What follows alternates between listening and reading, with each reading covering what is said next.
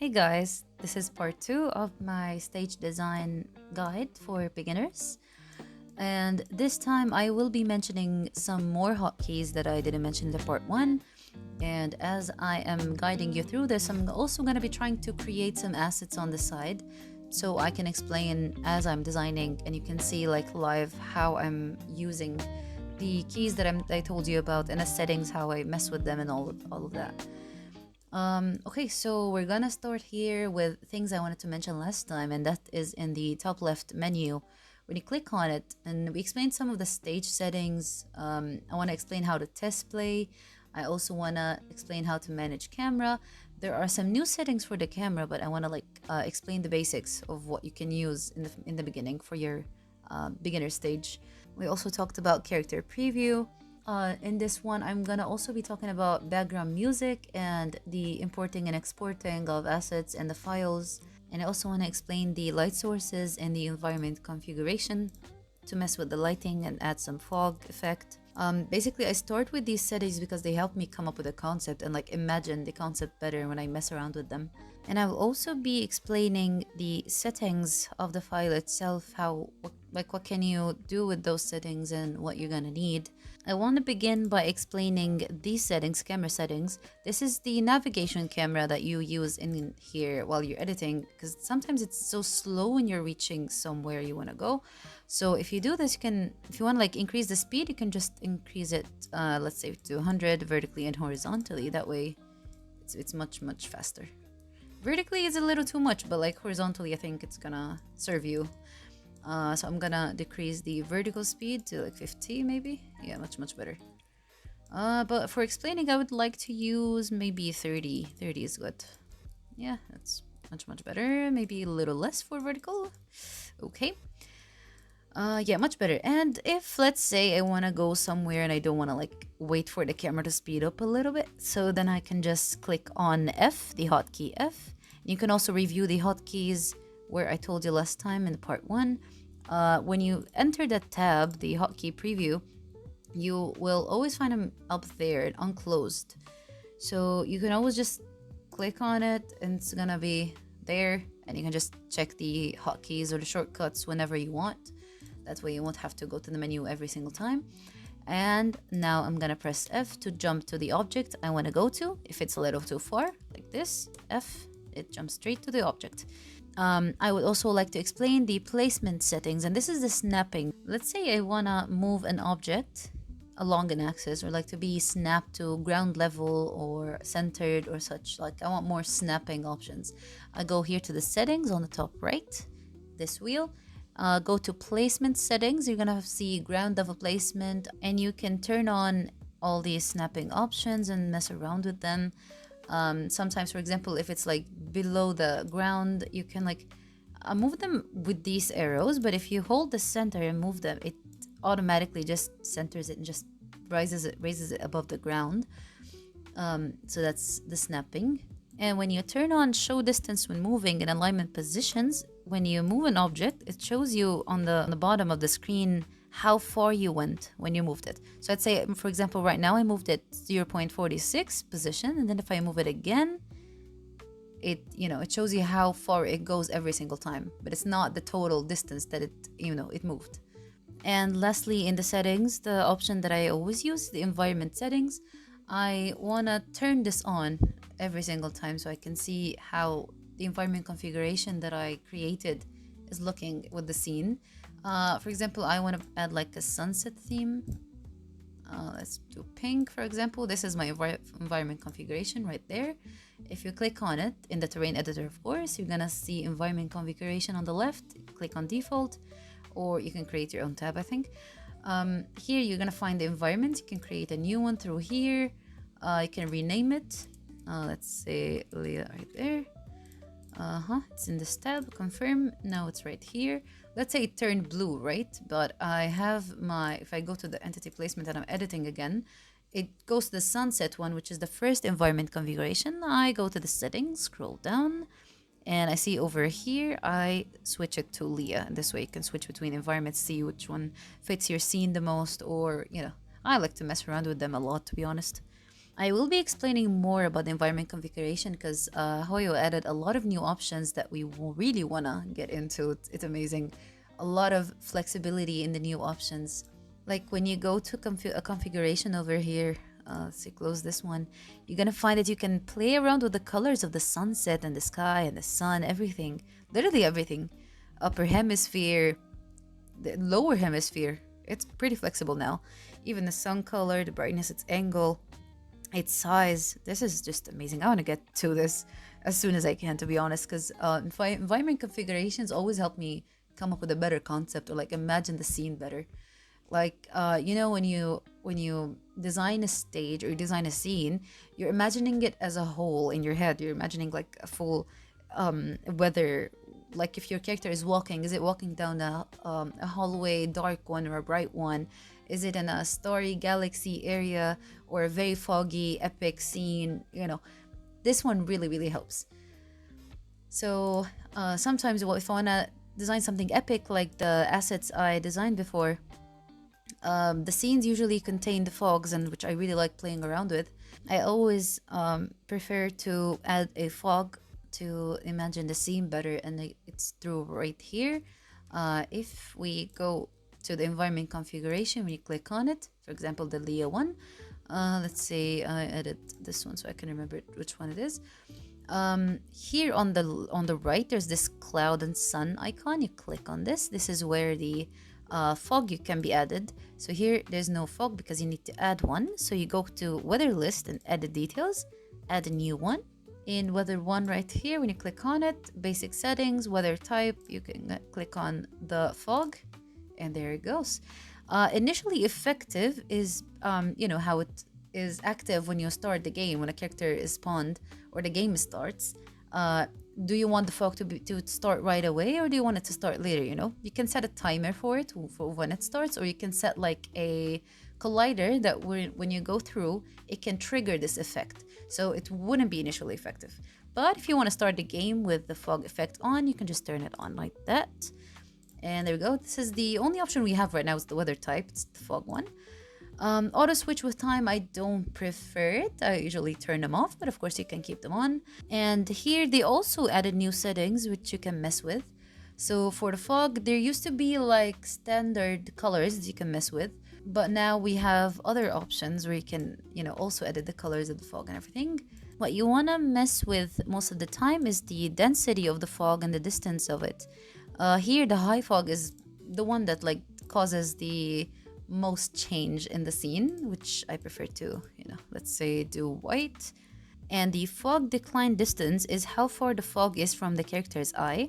Let's say, for example, we don't know where exactly it starts related to the character, like in front of the character. You wanna add a dummy, like right there. You right click on the sky anywhere that's not an asset, and you choose correct character dummy, add dummy.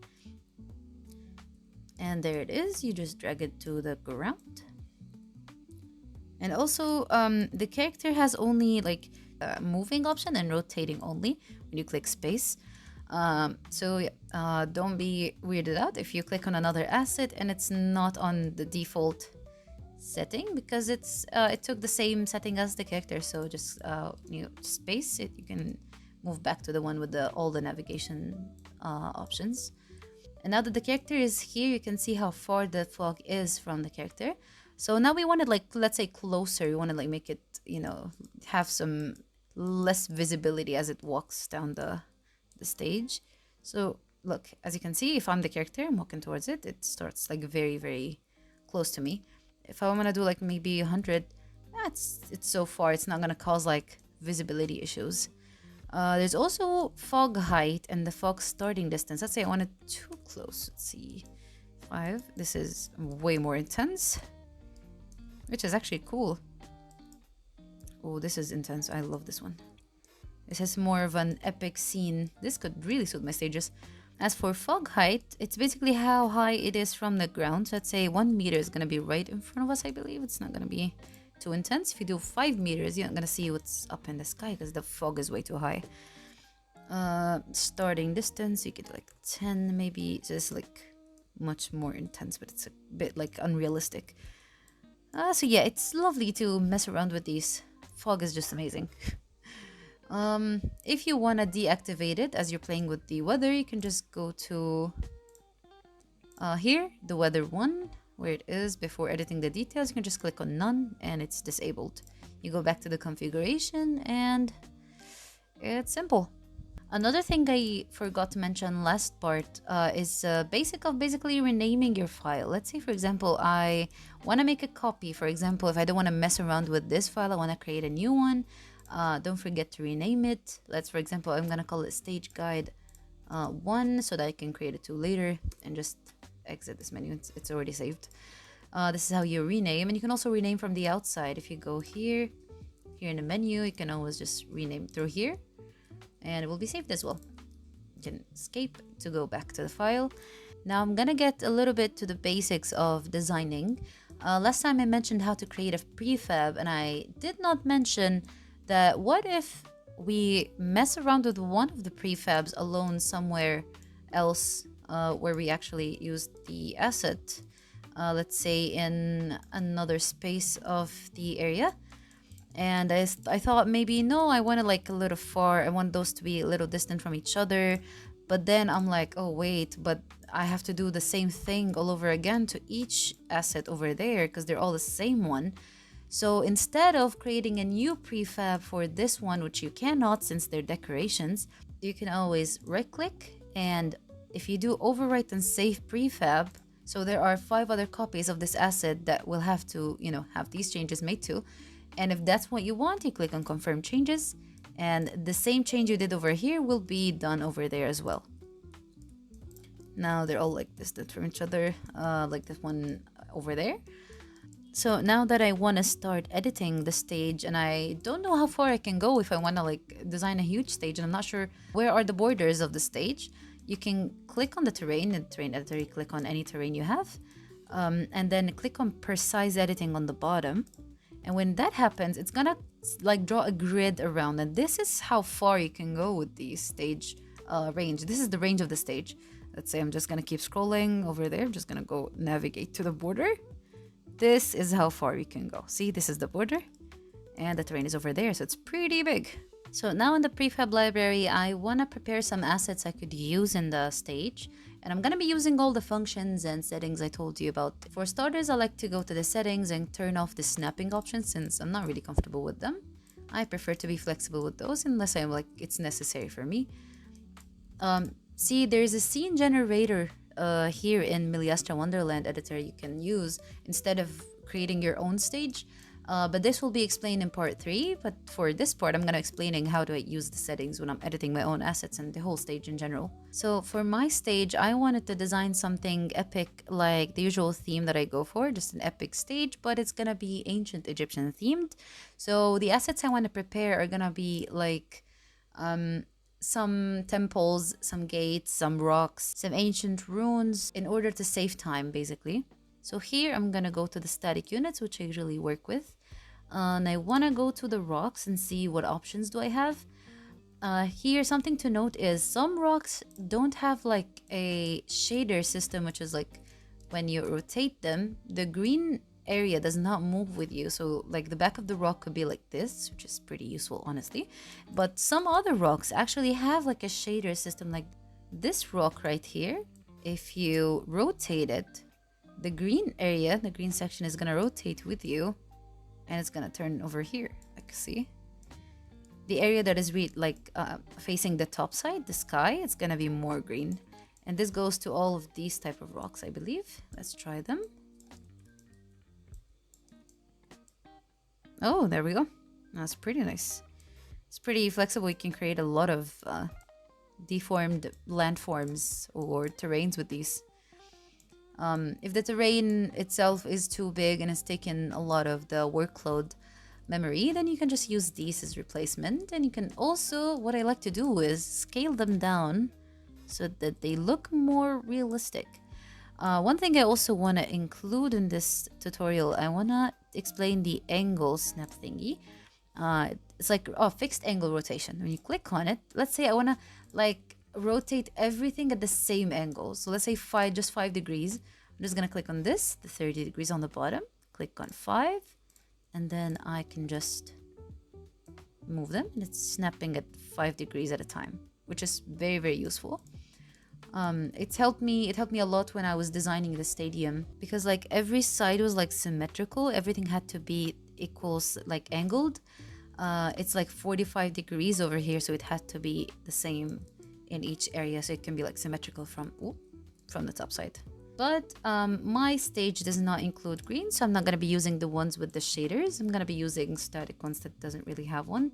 What I like to do is make like custom assets. Like let's say this is a type of rock that looks like this. If scaled, you know, it looks very, very different. If it's scaled like this, it looks even more different. It looks like a whole mountain. You can play around with these. Let's say, for example, I want it to look more like a ruin. Like it was part of a temple that broke down or something.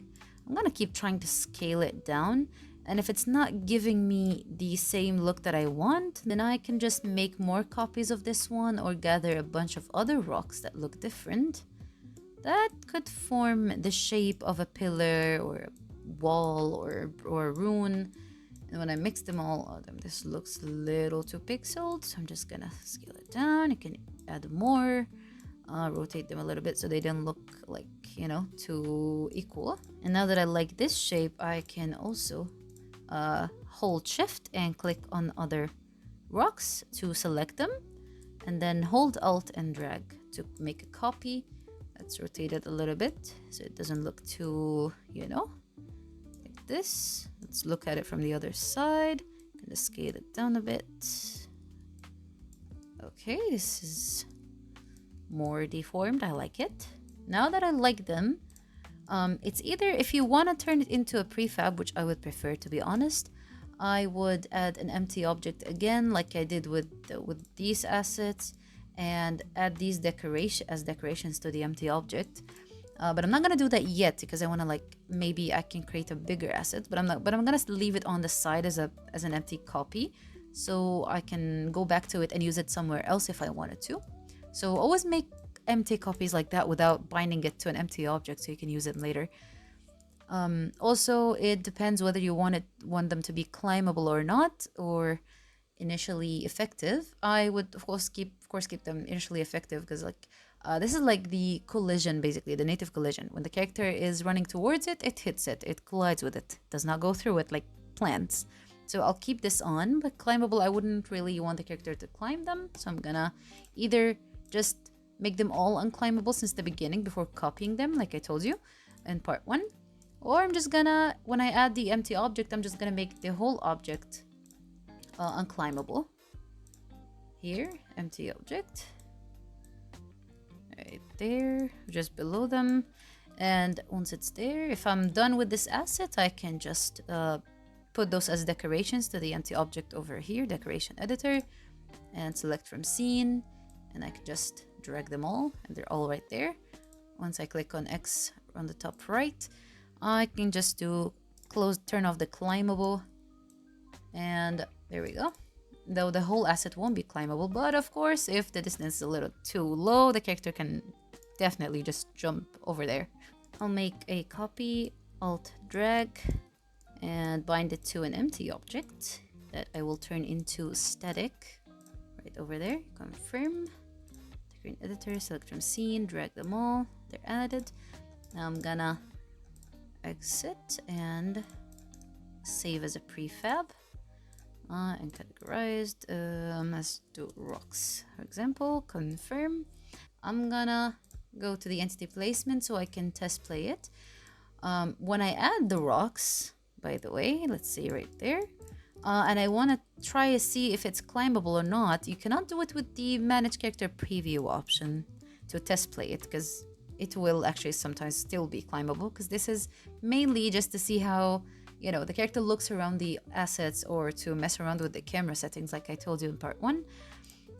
So in order to test that, you'll have to test play the stage, and since the test play is gonna, you know, start over here, I can just drag this and add it here to start, you know, facing it when I start the game. Now we're gonna test play it. Direct upload. It's gonna be uploading, it doesn't take long. And now if you wanna skip the intro and the character, you know, settlement and everything, you can just turn those two off and just start the game.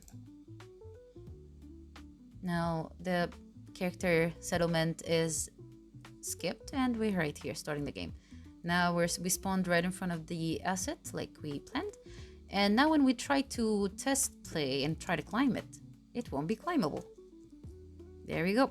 If you want to go back, you click on escape and abandon challenge. Of course, you can retry if you want to try something else. Back to the prefab library. When I want to edit this asset and I don't want to like edit each rock again, and now that it's a prefab in an empty object, I can just scale it all flexibly and I wouldn't worry about this happening. If I select all of them and then I just scale it, they all just deform and they go in different directions. In the relative directions really, because each object has its own axe that it goes by. So doing this for all of them just goes in different directions. It's not, it's not the same as doing it for this one. So I would do it as a prefab. I would scale it like that. And then maybe if I want to add more to it, I could just add more assets and then add them as decorations back to the empty object. Bind them here. Here you're going to see if I edit this rock that is already a prefab, you're going to see here that it has a yellow warning sign, which means it's not saved basically. If you do right click and overwrite the save, it's gonna disappear. And since this is a prefab library, only the prefabs are gonna be like without an icon like this one, while this one has a save icon, which means you haven't saved it as a prefab, so you don't forget. So for example, I want to save this one. If I do save it, save as prefab, rock platform, the sign will be gone. And lastly, before we begin designing the stage using my assets, I'm gonna be explaining how to export an asset versus how to export a file, because there's a difference. There's a GIL file and a GIA file. For exporting an asset, one asset or a prefab that you can like post on the Wonderland Resource Center, it's gonna be called a GIA file. Like for example, let's say you're gonna save it as a prefab. It is already saved. And we go to the menu to the top left and scroll down to manage asset import and export and go to asset exporting. Go to your prefabs over here. You're gonna find them over there. Let's say it's the rock prefab that I want to export somewhere and post it on the resource center or send it to someone. I'm gonna go to the bottom right and click export assets. Click confirm. It's gonna load the file where it can be saved. You can just choose anywhere you want. Let's say it's right there. It says right here, save as type GIA file. While if you want to export it as a whole file, let's go to the menu on the top left and go to the save management. And you want to export this whole file with the terrain and the environment configuration and everything as a whole file. You can click on this menu or right click on the file and click on export save file. And you're gonna see here that it's gonna be a GIL file. That's a whole file. It's gonna be like a save, like all of those. Back to the file.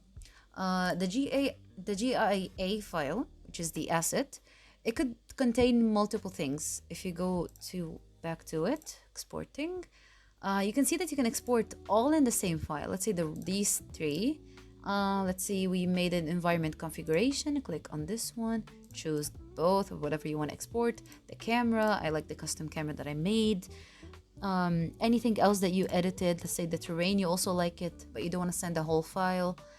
You can just select the things you want to export. And when you do export the asset, confirm, it also can be saved as a GIA file.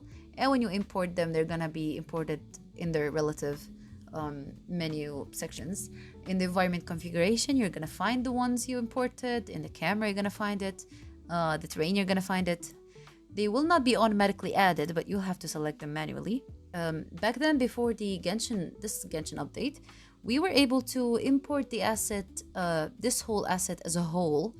And it could be like placed in the same area. I'm not sure if we can do this anymore, but you'll have to manually add them. Now, before I add one last thing for part 2, before I begin designing the whole stage using all of the settings I explained, I want to explain lastly, let's say you want to delete something in the stage, if you accidentally select the stage entity right here, if you select everything and it's selected with them and you try to delete, it's not going to be deleted. Like I'm pressing the delete button right now or trying to do it through here. There's nothing that can be done. So you have to either keep it away for now so you can just highlight everything, then delete and then bring it back. And now before I end part 2, I'm gonna be explaining how I begin my stage and begin getting an idea or imagining an idea of how my theme I would like it to look like. I go to the menu and play around with the music manager, which is the manage background music option right here. This is basically how you add a background music to your stage. It really helps me come up with an idea. Like if I, for example, if I want to add if I want to make another epic theme, the ancient Egyptian theme, I want something a little like Sumeru. So I would like to find some Sumeru music over here. Let's see, click to select background music asset. When you click on this, you're gonna find a lot of types.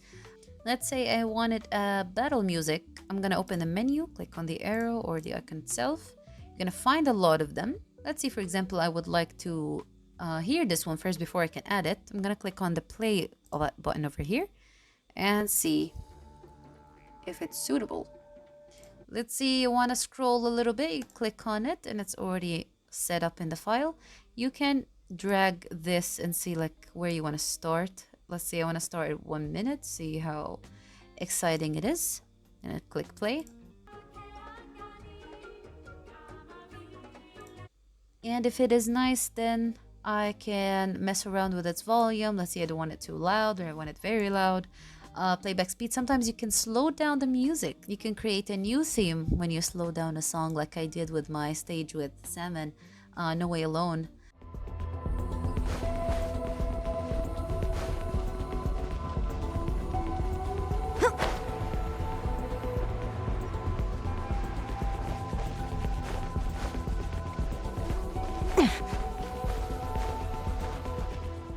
If you slow it down a little bit and you play it,